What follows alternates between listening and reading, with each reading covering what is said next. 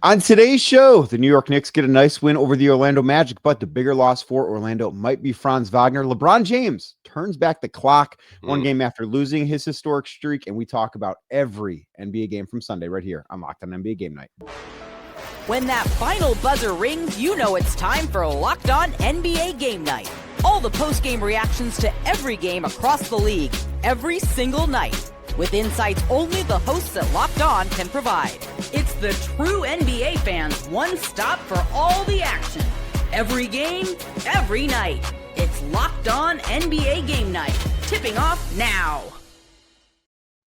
What's up, everybody? My name's Danny Cunningham. You might know me from Locked On Cavs. You might know Swipa from Locked On Nuggets. We both want to say thank you to you for making this edition of Locked On NBA Game Night your first listen today, and for making this show your first listen every single day. This, of course, is a part of the Locked On Podcast Network, which is the #1 sports podcast network in America. You can find this show and any other Locked On podcast wherever you get them. That means Apple, that means Spotify, that means anywhere else. We are on YouTube as well. So please do us a favor, hit that thumbs up button for us. Click subscribe and hit that notification bell as we get started here. In today's episode, brought to you by FanDuel. If you want to be right in the middle of the action this season, visit FanDuel.com and place your NFL live bets all season long. And in this one, we start in New York, where the New York Knicks got a 106-100 win over the Orlando Magic. A very nice win for the Knicks. We will certainly get to what it means for them and what we saw from the Knicks in this game. But the biggest story coming out of this one is Franz Wagner, who played 7 minutes, left with an injury. There's a lot because this could be a very, very impactful injury in the Eastern Conference.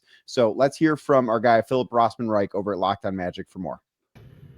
This is Philip Rossman-Reich, the host of Locked On Magic, as the Orlando Magic fall to the New York Knicks 106-100. But the big news of the day came early in the first quarter, midway through the first quarter, when Franz Wagner landed awkwardly on his left leg and left the game, not under his own power. He was helped to the locker room by Noah Penda and Mo Wagner, and what appears to be a very, very serious injury. Franz, of course, en route to potentially his first All-Star game, just like he was last year when he got injured exactly 1 year ago. December 6th was when he got hurt, when he tore his oblique last year. This year, a left leg injury, which we do not know the extent of as I'm recording this. The Magic just frankly looked in a daze for the rest of this game, and there's a big Franz Wagner-sized hole to fill. Paolo Banchero in his second game back, still working his way back into rhythm. He doesn't look quite in game shape yet, or quite at game speed yet.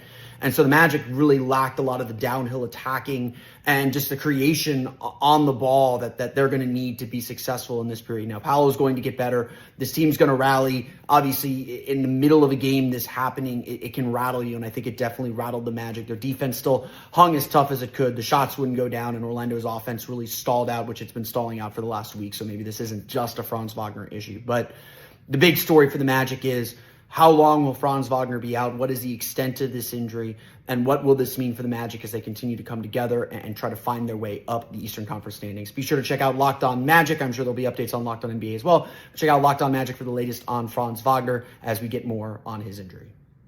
Well, that was recorded earlier today, and as of right now, we don't have an update. It's around 10:30 in the evening as we were recording this. We've not heard anything more on Franz's injury, but Swipa, this is one that I think is a really big deal. They just got Paolo Banchero back, and I think there's a discussion to be had about how well he fits and everything with the Magic, but I think this year, given Paolo's injury, Franz has been the best player on that team, and he is the guy that I think really makes them work.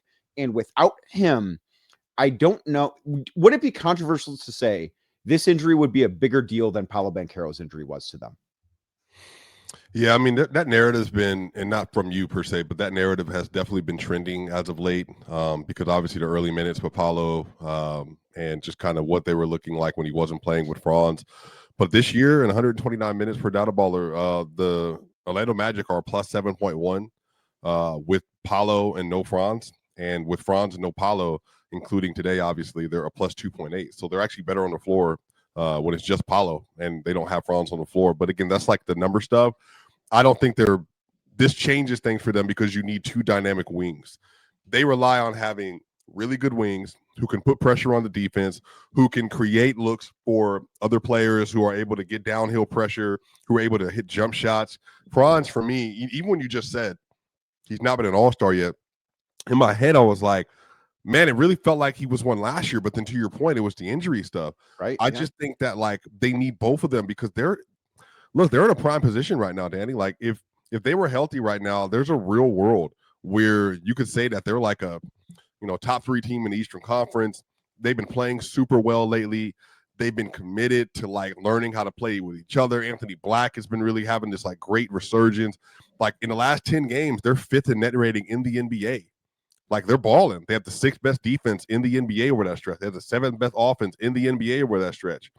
So them losing Franz, who was their 1st or 2nd best player, that obviously is going to change just the fortune for the roster and for the team. It's really unfortunate because obviously he is a player that is not just an all-star player. Like, if you told me that he was an all-NBA player, this year at some point, I could have believed that. I really like Franz, man. I hate this for the rest of the team and for Jamal Mosley and for the rest of the roster because obviously he's so important to what they're doing. So far this year, Franz have been averaging 23 points per game, 6.5-ish assists or 6.5-ish rebounds, 4 assists on pretty solid efficiency. And I think the underlying thing, because we don't know how serious this is, I don't want to speculate whether or not it's like a season ending type of injury because I have no idea. But the way that I think about this is it's still early in this season. I think it's fair to say everything before Christmas is early in this season. But you only have a finite amount of time as a group to play together, right? Like you still, even if has played together in the past, it's not like they were fully healthy and have 75 games together last year to go back on because Franz missed a bunch of time. And obviously Paulo missed a bunch of time too. Ironically, both of them had oblique injuries last year. But I do think that one of the things to think about here is if he can get back this season, there could be a team that's going to feel like they are throwing it together, so to speak. It's not going to be that they're not talented, but this, everybody knows this. It takes time to gel. And if nothing else, I think the Magic are going to get robbed of that time, considering not only this injury, but the injury to Paulo that they already had. And I also want to note, man, Franz played really, really well in Eurobasket this year. Really well for Germany. So very much like Josh Giddey, when he played with Australia in the Olympics. And I think obviously Tristan da Silva, there are a lot of players that played in Eurobasket that I think in Alfred Şengün, namely, who carried that momentum from what they did in the summer to where they are now. And I think Franz was doing that. So it sucks because he's naturally progressing as an NBA player. He has his contract. He's moving into another tier as a basketball player. He's commanding the respects of his peers, but he's still so young. He hasn't had like moments of greatness yet. Now he had the LA Lakers game winner last year, I believe. It was super early, but he was going to have an opportunity to go to the playoffs and do that. Hopefully this is something where it's a sprain, bro, but you can just hope for the best, man, because obviously, Franz just has a very bright future. We all want to see him play. Yes, I think we are all in agreement there that the league and the Orlando Magic certainly are a better watch when he's on the floor. As for New York in this game, Jalen Brunson led the Knicks. He had 30 points on 23 shots. Very nice game from him. OG Anunoby, 21 points on 14 shots, was 5 of 7 from deep. I do think even without Franz, and the Knicks have been playing well, they've been the best home team in basketball. They're 13-1, or maybe the second best home team in basketball behind OKC. They're 13-1 so far this season at home, 16-7 on the year. Even without Franz, I do think this is a nice win for New York. I agree. They're balling. They look good right now. I like their synergy. Mike Brown's doing a terrific job in New York. He certainly is. And elsewhere in a intra-conference matchup, we had the Denver Nuggets on the road taking on the Charlotte Hornets this afternoon. They get a 115-106 win over Charlotte. Jamal Murray got off to a great start, finishes with 34 points in that game. Nikola Jokic had nearly a triple-double, 28 points, 11 dimes, 9 rebounds for Denver. What'd you see from your Nuggets here? Jamal Murray, 23 points in the first quarter, man. He is starts the game. Yeah, he's on a mission, brother. He is on the way to doing something special. He's an all-star this year, but I think we're moving into the conversation of all NBA. And the reason why I'm saying that is he's averaging 25, 7 and 5 at this point, and he's shooting 51, 45, 88, 90 from the field. He's been a terrific playmaker, terrific passer, terrific scorer. If you look at his isolation numbers, pull-up numbers, like his pick and roll numbers, everything is like kind of popping off. And I think the biggest thing to note why, Jamal Murray deserves a lot of credit, historically, when the Nuggets obviously didn't have Jokic on the floor, they were struggling a lot and they just didn't really have an identity. This year, the Nuggets with Jokic on the floor, they're a plus 5.7 with no Jokic and Jamal Murray. They're a plus 6.6 right now with Jokic without Jamal Murray. So just understanding the context, Murray is not just like the duo man. He's become an engine in his own right, bro. So I think he is on his way to his first All-Star, if not a little bit more.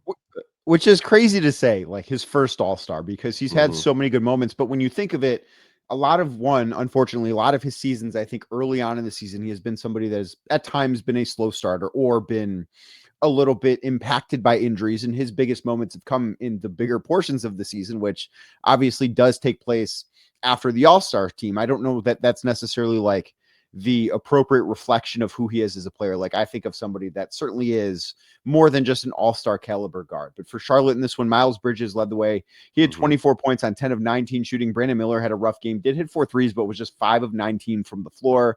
Con Knippel, 14 points, 2 of 10 from 3. So Charlotte really did struggle from beyond the arc. They shot 30%, 14 of 46 in this game. Not necessarily a great game from a team that, truthfully, I don't think is all that good in the Hornets. Yeah, I came into this game thinking Cunningham was going to have 30 points. Like the Nuggets been getting lit up from 3, and I think he's the rookie of the year right now as well. He still played a good game, wasn't as efficient. Miles Bridges wasn't as efficient in this game, but they got good players, man. Like I think they're headed in the right direction. Brandon Miller also not super efficient, but also had good moments in today's game. I think they've got a lot of nice young players. I think they'd be wise to maybe start to try and build more so around that core than some of the older, more expensive players they have on the roster that I don't know that are necessarily worth the contracts that they have. But the Boston Celtics have won 5 straight games, and LeBron James did not look like he was dealing with arthritis on Sunday against the Sixers. We'll talk about both those games next, right here on Locked On NBA Game Night. But first, today's show is brought to you by Robinhood. Nobody knows your money goals better than you. Robinhood puts you in control of your money with tools that work as hard as you do, locking in on every opening, beating your PR, beating it again. Channel that drive into your money. Robinhood puts you in control of your money. Trade stocks and ETFs, options, futures, and crypto all on one platform. You can now build and execute your own trades from a desktop with Robinhood Legends advanced tools, or take advantage of the new Robinhood strategies with a tailored portfolio managed by a team of experts. You expect more from yourself, expect more from your money. Get started today at Robinhood.com/yourmoney. Again, that is Robinhood.com/yourmoney, YOUR money, your money, your move.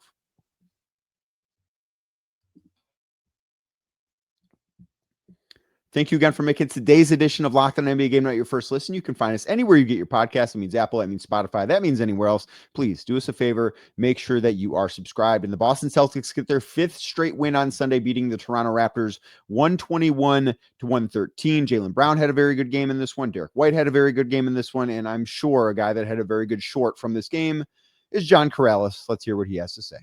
The Celtics were making it look easy in Toronto, but then the Toronto Raptors made a huge run, and the Celtics closed things out in the fourth quarter, something that hadn't been happening earlier in the season. I'm John Corrales from the Locked On Celtics podcast. 14-2 run in the late fourth quarter. A couple of three-pointers from Derek White, a couple of three-pointers from Peyton Pritchard. Jaylen Brown got a basket in there, and the Celtics closed out a game, a clutch game, in a way that we hadn't seen earlier this year.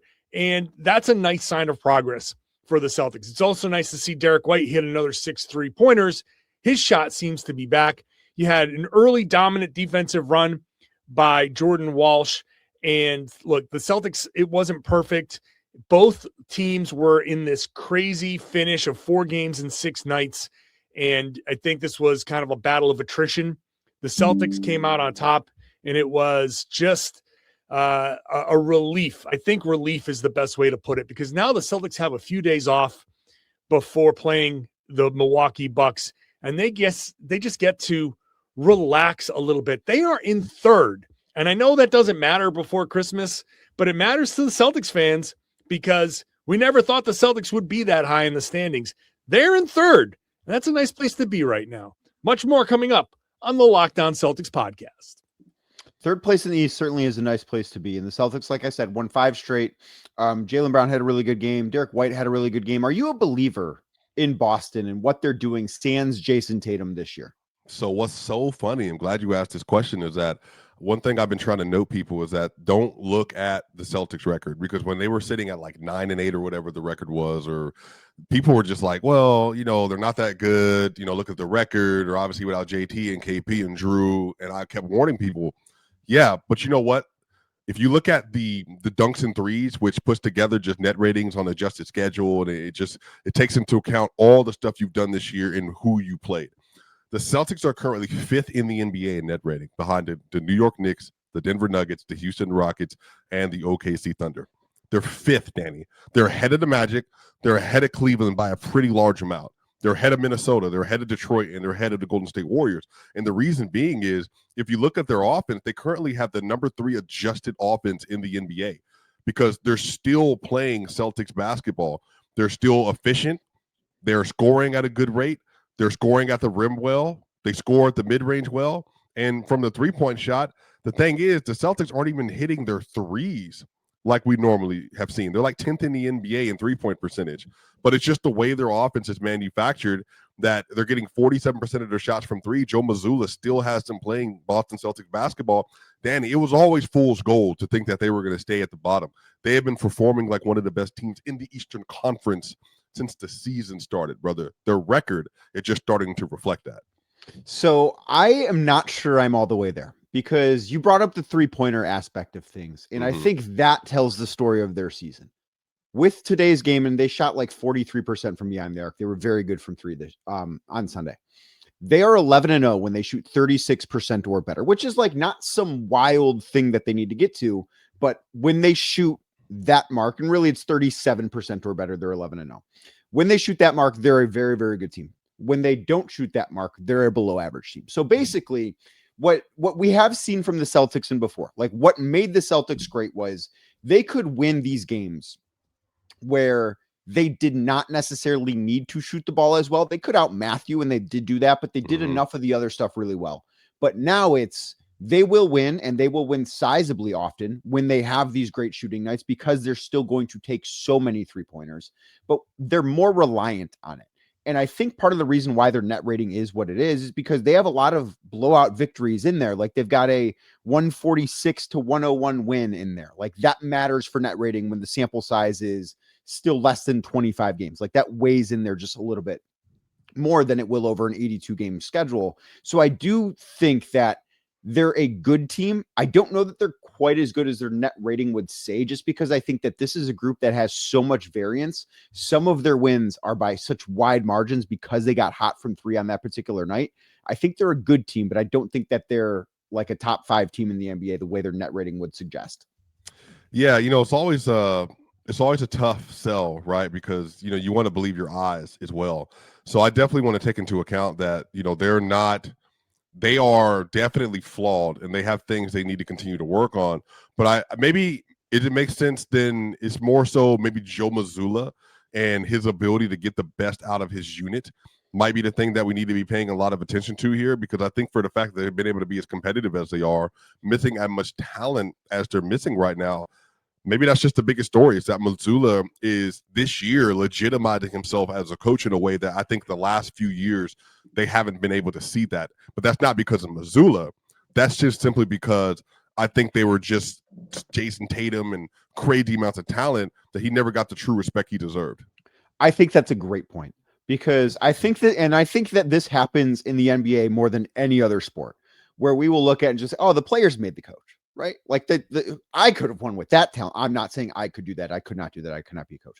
But I'm saying that people will watch games and say, oh, you give me Jason Tatum and Jaylen Brown and Drew Holiday and Kristaps Porzingis and Al Horford, I could win a title with that team. First of all, no, you could not. But two, it minimized the impact that I think Joe Mazzulla has had since taking over for Ime Udoka with the Boston Celtics. And I think that that's a great point, and I am glad that you brought it up, because he is somebody that, because he's a little quirky, right? Like he handles press conferences in I think a unique way, it's fair to say, compared to some of the other coaches in the NBA. He's not necessarily looked at as a guy that you think of as a top 5 to 7 coach in basketball, but unquestionably he has the track record of a top 5 to 7 coach in basketball. And of course, it's easier to win those games when you have the star power he's had. But I think he's done a great job, not only this year, I think the entire time he's been in Boston, but because of the guys he has available, because of what his roster looks like right now, he's getting the credit, or should be getting the credit, that he's always deserved. And I think Keita is one of the best examples of that. I think Jordan Walsh is one of the best examples of that. I think Josh Minot off the bench is one of the best examples of that. It's like he subbed in players, Peyton Pritchard into the starting lineup. He subbed in additional players that were kind of fringe players around the league or didn't really seem like they had that much value. And he turned them into legitimate pluses for this roster. And he found ways to incorporate their skill set into what the Celtics were already doing well. I mean, that's a part of what great coaching is, folding assets into more assets to develop more assets. So just a great job by Joe Mazzulla. Whole lot of assets, man. A lot of assets going on. And one guy that certainly had a very good Sunday in a bounce back way is LeBron James. He saw his 10 points in a game streak snapped last time he stepped on the floor. Well, this time it looked much different. We'll talk about the next right here on Locked On NBA Game Night. But first, today's show is brought to you by FanDuel. NFL Sundays move fast. One big play, suddenly everything feels different. That's what makes live betting with FanDuel so exciting. You're not just watching the game, you're reacting to it in real time. With FanDuel, you can place bets as the action unfolds, every drive, every momentum swing, every highlight reel worthy moment. Live betting is best when the game starts to shift. Maybe a receiver gets hot, maybe a defense tightens up, or the momentum just flips on a turnover. Right now, we're recording during Sunday Night Football. I'm looking at FanDuel right now on my phone as I'm talking to you.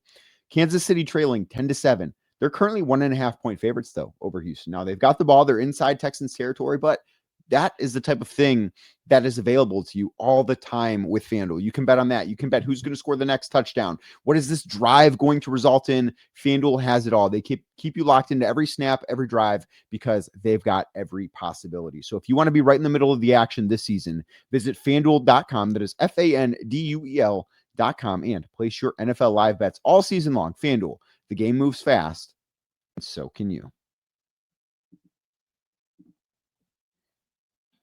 Thank you again for making this edition of Locked On NBA Game Night your first listen. If you're watching us on YouTube, do us a favor, hit the thumbs up button for us, click subscribe, and hit that notification bell so you don't miss the latest from us. And the Los Angeles Lakers, last time we heard about them, they were beating the Toronto Raptors on a buzzer beater that came out an assist from LeBron James as he sat on 8 points.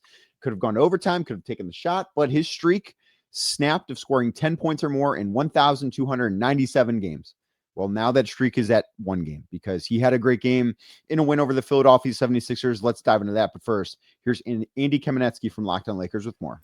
This is Andy Kamenetsky, co-host of the Locked On Lakers podcast. The Lakers get a 112-108 win over the Sixers in Philadelphia, closing their East Coast road trip at a nice 2-1. Luka Doncic returned from Slovenia after welcoming his second daughter. Congratulations to the Doncic family.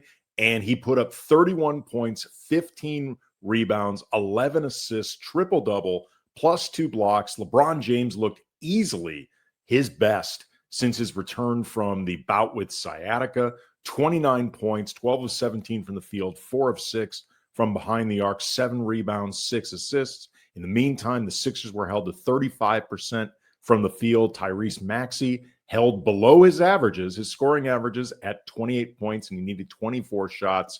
Joel Embiid, 4 of 21 from the field. For more Lakers coverage, make sure you're watching Locked On Lakers on YouTube and listening wherever you get your podcasts. I think the story of this game is how good LeBron looked. And like the box score tells the story, but I think more so how he looked. Because yes, he made 4 threes and that is part of it. But I think the way that he's moving around is the thing for me that looks different on a night-to-night basis. And I think part of LeBron's career story is the consistency, right? Like he shows up and he's been great for however many years he's been doing this. But now we're not seeing the consistency of how he can move around. And I liked what I saw from him there in this game. Yeah, 23 years of greatness, by the way. And so, yeah, I thought that was a completely selfless play that he made when he gave the ball to Rui Hachimura in the corner. That meant a lot to me personally. I know a lot of people don't care about stuff like that, but you know, for him to make the right play every time, that's amazing.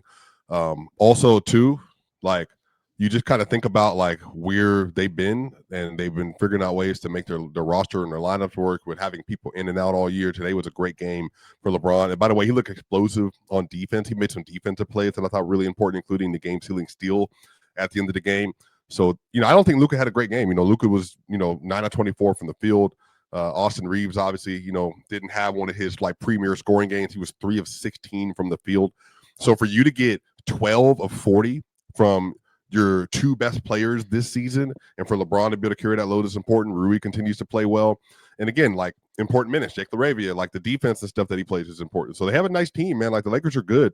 Now, the sad side of this is, Danny, I just hate seeing Joel Embiid just not be Embiid. Like that's probably the biggest thing that I've not enjoyed this season. It's just that he's not his normal self. So Embiid's stat line from Sunday against the Lakers, he played 30 minutes, which you could say, oh, that's a promising sign. Joel Embiid playing 30 minutes, that's a good thing, right? Scored 16 points on 4 of 21 shooting. He was 0 of 6 from beyond the arc, did make all 8 of his free throws, grabbed 7 boards, had 2 assists, had a steal, had a block, was a plus 11 when he was on the floor, which I don't think that like speaks to what he looked like, because I'm with you, man. Like he just looks, if you are not familiar with Joel Embiid and you just turn this game on and you watch the way that he moves right now and you watch the way that he plays, one, you would think that he's the guy in his 40s, not LeBron James. And also, I would tell you, yeah, that guy won an MVP within the last 5 years. And I don't think you would believe me. Yeah, or that 2 years ago, he was having maybe the greatest 34-game stretch we've seen from a player ever. Yeah, so yeah, it sucks, man. But the thing is, he's still contributing defensively. That's why his numbers look like that. Like he's still an anchor. He's still good around the rim. You know, he still provides a lot of value for that team defensively. And I think that they have so many guards around him, hopefully, Danny, my hope is that will continue to make life easier for him so he doesn't feel like he has to do everything all at once all the time. But, you know, I think the Sixers, man, the biggest thing is just making sure that he has the support and stuff that he needs around him to make sure that he's able to play up to his level, whatever that looks like on a consistent basis.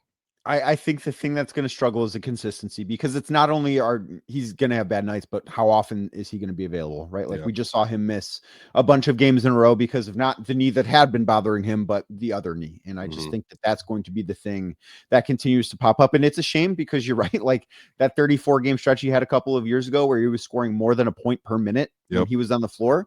Incredible. Not something that we've seen, something that should not have been taken for granted when he won the MVP. Like, I know it was a heavily debated thing, but there was no question he was one of the 3 or 4 best players in the world at that time. And now it's hard to, I think, if you just drop somebody and said, see that guy wear number 21 for Philly, he was one of the best. I think it's hard to believe because that's how much he's fallen off. And it's a shame. It's all really because of injuries. But moving on to a couple of other games that we do have to get to in tonight's Locked On NBA Game Night were blowouts. And the Memphis Grizzlies get a 119-96 win over the Portland Trail Blazers. Blazers wrapping up an East Coast road trip, in this one, Jalen Wells finished with 16 points on just 8 shots for the Grizzlies. Santi Aldama hit 3 threes with 7 of 11 from the floor. He led Memphis with 22 points.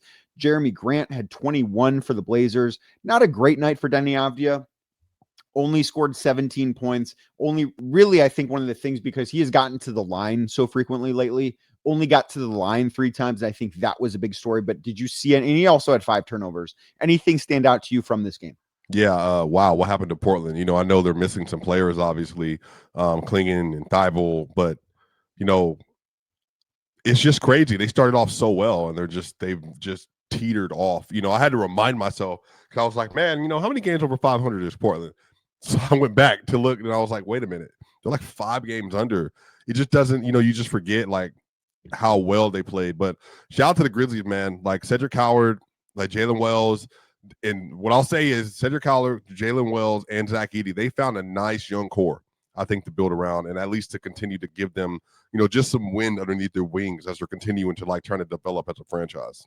Well, speaking of teams that have fallen off, the Chicago Bulls lost again on Sunday. They fell to the Golden State Warriors 123-91. The Bulls have not won a game in, I think, 2 weeks at this point. I believe this was their 7th loss in a row, if my eyes are not mistaken me as I count those up. But this was a really rough game for Chicago in what has been a lot of really rough games for them lately. The Warriors did get some stars back that did not play in Cleveland. Jimmy Butler played. He had 19 points. Pat Spencer continued a solid stretch. He had 12 points, was a plus 30. But I think most notably from Golden State side of things, Jonathan Kuminga with the old DNPCD in the box score here. Did not play, coach's decision. That is one of the larger stories of the year, given all the trade news that was surrounding Jonathan Kuminga. I hope this is a learning development for him, because it's not like coaches aren't aware that, like, hey, he's super talented, but Danny, dude, he just doesn't fit. And it's not just fit as in like they're not making time for him to fit. He doesn't fit what winning plays look like for the Warriors. Like, I would much rather any day of the week at this point, brother, if you told me that going forward for the rest of this season, if I could have Jonathan Kuminga or Pat Spencer, wouldn't even be a question. Oh, yeah. I completely agree. Like Pat Spencer, because I watched both of those guys in person on Saturday night. Pat Spencer was really, really good against the Cavs. And I know that this is not about that game in particular, but Jonathan Kuminga played and he was horrible. Like he is somebody that right now, I don't know how he contributes to winning. And it's very clear he's trying to figure things out. He's trying to figure out where he fits in. And it's very clear that he doesn't. And I do think too, he's with an organization that I don't think believes in him. And I think it's a really tough place to be when you're a player that came into the NBA with the expectations that he had, being a high lottery pick, and you're with an organization that very clearly does not believe in you. I think that's a tough place to be. Agree. And then the last game that we need to get to from this Sunday, another blowout, of course, Oklahoma City. They played, so they won. They get a 131-101 win over the Utah Jazz. Shai Gilgeous-Alexander did not play in this game for Oklahoma City. It did not matter. Chet Holmgren had 25 points. Jalen Williams had 25 points. It's just Aaron Wiggins had 19 points on 6 of 9 shooting. Like, it does not matter who is even wearing the uniforms at this point. And I know that the Jazz are not a very good team, but the Thunder moved to 23-1 on the season. They are far and away right now the best team in basketball. It doesn't matter who's wearing the uniforms. That uniform just always finds a way to win. Yeah, it sucks. Like, not sucks, but it's for SJ doesn't play, who for some people is the best player in the world. And it's like J-Dub and Chet are like, cool, we got it. What's the matter? No problem. 30-point win. Yeah. Would if the Thunder did not have SJ, let's just say he does not exist. Oh, they're 50. Are they the one seed in the West still?